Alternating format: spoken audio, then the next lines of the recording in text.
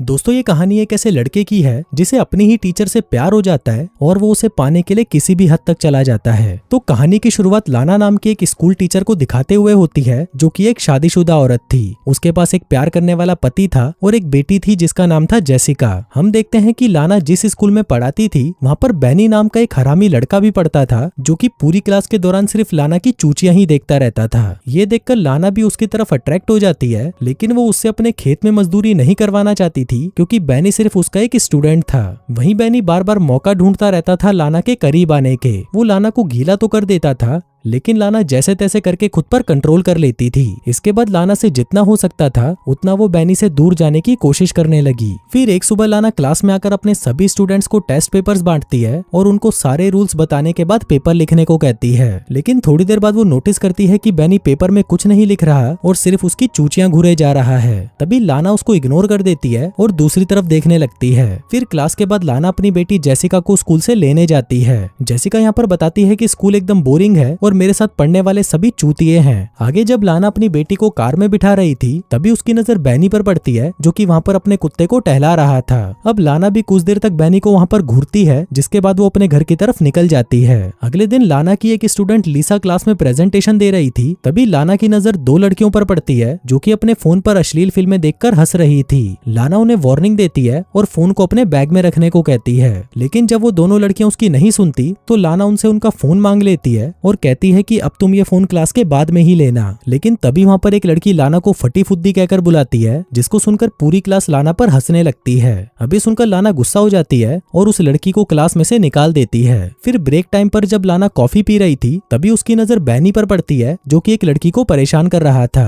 बैनी उस लड़की का सारा सामान सड़क पर फैला देता है जिसके बाद वो उसकी साइकिल को भी उठाकर फेंक देता है। आगे हम लाना को देखते हैं जो कि स्टाफ रूम में अपनी एक दोस्त से बातें कर रही थी। वो उसे बताती है कि बैनी एक बहुत ही अजीब लड़का है और वो हर वक्त सिर्फ मेरी चूचियां ही देखता रहता है। मुझे कुछ समझ नहीं आ रहा कि मैं उसका क्या करूं। तभी उसकी दोस्त कहती है कि तुम कुछ मत करो, बस उसके आगे घोड़ी बन जाओ, बाकी जो करना है उसी को करना है। लाना कहती है कि भीसड़ी की तुझे बोला किसने ज्ञान देने के लिए, जो करना है मैं खुद कर लूंगी। अगले दिन क्लास में लाना बैनी से कहती है कि मुझे तुमसे कुछ बात करनी है, जिसके बाद वो उसे एक खाली क्लासरूम में ले जाती है और बैठने के लिए कहती है। लाना उससे पूछती है कि तुम्हें स्कूल कैसा लग रहा है, तुम्हें मजा आ रहा है या नहीं। बैनी कहता है कि हाँ बस वो छोटी मोटी चूचियां देखकर काम चल जाता है, आप बताओ आप क्या चाहते हो मेरे से। लाना कहती है कि मुझे बस तुम्हारी चिंता है और तुम्हें क्लास की लड़कियों के साथ बुरा बर्ताव नहीं करना चाहिए। जिसके बाद वो उसके घुटने पर हाथ रखते हुए कहती है कि अगर तुम्हें कोई भी मदद की जरूरत हो तो तुम बिना किसी झिझक के मुझे बोल सकते हो। लेकिन तभी बैनी उसके हाथ की तरफ देखकर मुस्कुराने लगता है तो लाना अपना हाथ हटा लेती है। बैनी कहता है कि मुझे तो नहीं लगता कि तुम मेरी मदद कर सकती हो।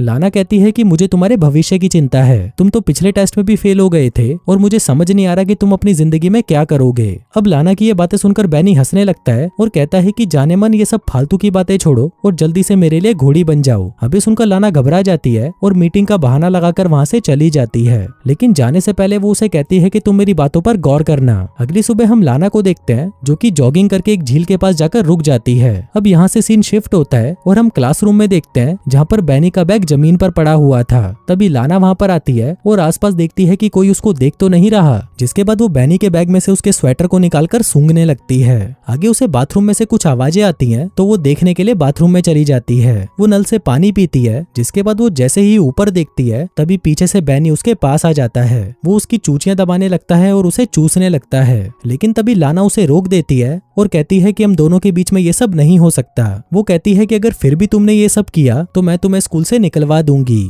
ये बोलकर वो जैसे ही जाने लगती है तभी बैनी उसे कहता है कि मुझे ये सब करना है। लाना कहती है कि मैं अपने किसी भी स्टूडेंट से मजदूरी नहीं करवा सकती। फिर क्लास वापस जाते वक्त बैनी लाना से कहता है कि मुझे स्कूल के बाद तुमसे अकेले में मिलना है, लेकिन लाना उसे मिलने से मना कर देती है। फिर बातें करते हुए वो लोग सीढ़ियों के पास चले जाते हैं जहाँ पर लाना बैनी से कहती है कि मेरा कुआं प्यासा तो है लेकिन मैं उसमें तुम्हारे पाइप से पानी नहीं भरवा सकती, इसलिए बेहतर यही होगा कि तुम मुझे भूल जाओ। जो कहकर वो वहाँ से चली जाती है। फिर स्कूल से बाहर आकर जब लाना अपनी कार के पास जाती है तो वो देखती है कि उसकी कार का साइड मिरर टूटा हुआ था और उसकी कार पर स्क्रैच आए हुए थे। आगे लाना जेनिफर को लेने के लिए स्कूल जाती है लेकिन अभी उसकी छुट्टी में टाइम था तो वो वहाँ पर बहुत बोर हो रही थी। अब यहाँ से सीन शिफ्ट होता है और हम लाना को उसके घर पर गार्डनिंग करते हुए देखते हैं। तभी उसका पति उससे पूछता है कि तुम्हारी कार पर स्क्रैच कहाँ से आए। लाना कहती है कि मैं ड्राइविंग करते हुए एक खंबे से टकरा गई पति कहता है लेकिन खंबे पर तो ऐसे स्क्रैच नहीं आते। इस पर लाना उसे कहती है कि भीसड़ी के अपना काम करो और मुझे मत सिखा। अगले दिन क्लास में लाना अपने स्टूडेंट्स को इंटर्नशिप के लिए एक लेटर लिखने को कहती है और सबसे पूछती है कि किसी को कोई सवाल तो नहीं पूछना। तभी बैनी अपना हाथ खड़ा करता है और उससे पूछता है कि क्या आप अपनी जॉब छोड़ रही हो, क्योंकि मैंने आपको प्रिंसिपल के पास जाते हुए देखा था। अभी सुनकर लाना को गुस्सा आ जाता है और वो बैनी से कहती है कि मैं तुम्हारी प्रिंसिपल को शिकायत करूंगी। बैनी कहता है कि तुम्हें तो वैसे भी प्रिंसिपल की बिल्ली चाटना पसंद है। अभी सुनकर लाना भड़क जाती है और लैनी के बैग को उठाकर बाहर फेंक देती है। कहती है कि या तो तुम क्लास से चले जाओ या मैं चली जाती हूँ। लेकिन जब बैनी उसकी बात नहीं सुनता तो लाना खुद ही वहाँ से बाहर चली जाती है। आगे घर पर लाना जब अपनी बेटी को पढ़ा रही थी तभी उसका फोन बार बार बजने लगता है, लेकिन जब लाना उस फोन को उठाती है तो उसे दूसरी तरफ से कोई जवाब नहीं मिलता। फिर अगले दिन जब लाना स्कूल जाती है तो अपनी क्लास में बैनी को अकेला बैठा देखकर वो डर जाती है और स्कूल की रिसेप्शनिस्ट को जाकर कहती है कि आज मेरी तबीयत ठीक नहीं, जो कहकर वो वहाँ से चली जाती है। फिर रात को डिनर बनाते वक्त उसका हस्बैंड उससे पूछता है कि तुम्हारा आज का दिन कैसा रहा, जिस पर लाना उसे झूठ बोल देती है कि मैं पूरे दिन क्लास में पढ़ा रही थी। फिर अगले दिन जेनिफर को स्कूल छोड़ने के बाद लाना अपने काम पर नहीं जाती और एक नदी के किनारे रुककर वहाँ पर कुछ सोचने लगती है। इसके बाद वो एक म्यूजियम में चली जाती है और थोड़ी देर वहाँ पर पेंटिंग्स को घूरती रहती है। इसी दौरान वो वहाँ पर बैनी को देखती है जो कि उसे ही घूर रहा था। अब लाना उसे देखकर घबरा जाती है और जल्दी जल्दी वहाँ से भागने लगती है, लेकिन तभी लिफ्ट में बैनी उसे फिर मिल जाता है। बैनी लाना से कहता है कि जाने मन मैं तुम्हें बहुत मिस कर रहा था, जिसके बाद वो फिर से उसकी चूचियां दबाने लगता है। अब ये देखकर लाना भी कंट्रोल से बाहर हो जाती है और बैनी को पकड़कर चूसने लगती है, पर तभी बैनी उसे रोक देता है और अपनी उंगलियों को उसकी गुफा में घुसा देता है। तभी सीन शिफ्ट होता है और हम लाना को देखते हैं जिसे रात को नींद नहीं आ रही थी। उसे बार बार बुरे सपने आ रहे थे कि उसकी फैमिली उससे दूर हो गई है। अगले दिन वो चुपके से स्कूल के प्रिंसिपल के रूम में चली जाती है और वहाँ से एग्जाम पेपर चुराकर अपने पास रख लेती है। आगे जब सभी स्टूडेंट्स लंच करने के लिए कैफेटेरिया में जाते हैं तो बैनी को फंसाने के लिए लाना उन पेपर्स को बैनी के कोट में रख देती है। फिर अगले दिन जब लाना स्टाफ रूम में बैठी थी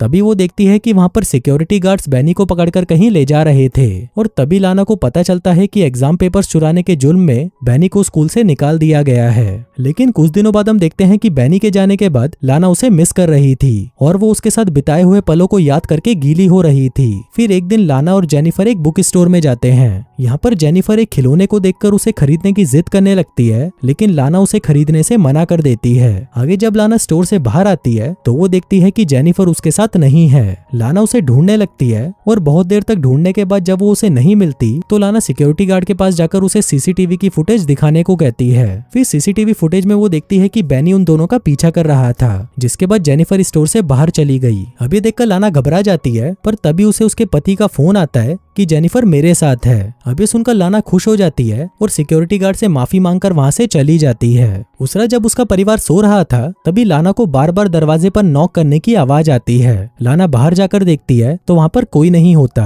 फिर वो दरवाजा लॉक करती है और तभी वो इमेजिन करने लगती है कि वो बैनी के साथ दबा दबा कर मजदूरी कर रही है। अगली सुबह लाना बैनी के घर पहुंच जाती है और थोड़ी दूर पर अपनी गाड़ी को रोककर बैनी का वेट करने लगती है। आगे जब बैनी अपना स्कूटर निकाल के वहाँ से जा रहा था तभी लाना भी अपनी कार से उसका पीछा करने लगती है। पीछा करते करते लाना एक सुनसान जगह पर पहुंच जाती है और तभी वो अपनी कार की स्पीड को बढ़ा देती है, जिसके बाद वो अपनी कार से बैनी के स्कूटर को टक्कर मारती है और चुपचाप वहाँ से निकल जाती है। थोड़ी देर बाद लाना अपनी कार को साइड में लगाती है और बाहर निकलकर वहाँ से कहीं चली जाती है। दोस्तों यहाँ पर लाना बैनी से इतना ज्यादा परेशान हो चुकी थी कि वो उससे पीछा छुड़वाने के लिए किसी भी हद तक जा सकती थी, यहाँ तक कि वो उसकी जान भी ले सकती थी और लाना ने ऐसा किया भी। और दोस्तों इसी के साथ ही ये कहानी यहीं खत्म हो जाती है।